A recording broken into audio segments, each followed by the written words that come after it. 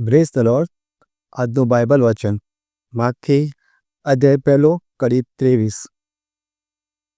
કુંવારી કન્યાને ગર્ભ રહેશે અને તે પુત્રને જન્મ આપશે અને લોકો તેનું નામ ઇમાન્યુએલ એવું પાડશે. ઇમાન્યુએલ એટલે ઈશ્વર આપણી સાથે છે. આજના આ વચનથી આપણને ખબર પડે છે કે ઈશ્વર આપણી સાથે છે.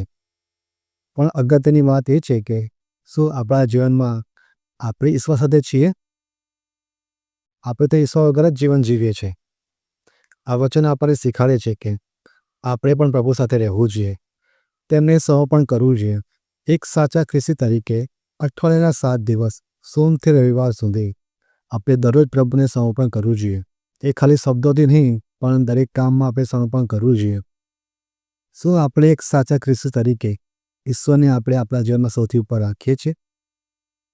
કોઈ પણ કામની શરૂઆત કરતાં પહેલાં શું આપણે ઈશ્વરની મંજૂરી લઈએ છીએ કે આ કામ મારે કરવું જોઈએ કે ના કરવું જોઈએ? શું આપણે કોઈ પણ કામની શરૂઆત કરતાં પહેલાં આપણે ઈશ્વરને પૂછીએ છીએ કે આ કામ કરવાથી મને શાશ્વત જીવન મળશે? શું આ કામ કરવાથી ઈશ્વરની જે મહાન અને પવિત્ર યોજના છે એ મારા જીવનમાં પૂરી થશે? સમર્પણ એટલા માટે જ કરવું જોઈએ મિત્રો.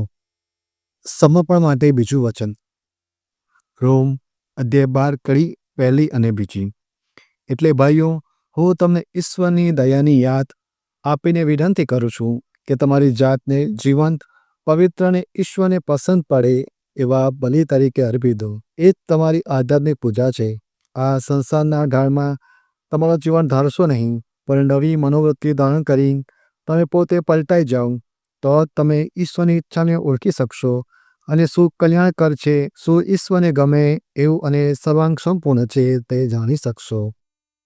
તો મિત્રો, આ બીજું વચન પણ આપણને યાદ અપાવે છે કે આપણે સમર્પણ કરવું જોઈએ અને સાચા ખ્રિસ્તી બનવું જોઈએ, જેથી આપણા જીવનમાં ઈશ્વરની પવિત્ર અને મહાન યોજના પૂરી થાય. તો મિત્રો, ચાલો આજથી જ આપણે દરરોજ સવારે દરેક કામમાં પ્રભુને અર્પણ થઈએ, પ્રભુને સમર્પણ કરીએ, જેથી તેમની મહાન અને પવિત્ર યોજના આપણા જીવનમાં પૂરી થાય.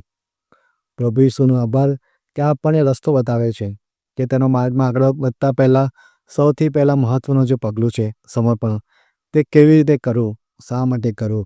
પ્રભુનો આભાર આ બંને વચનો માટે.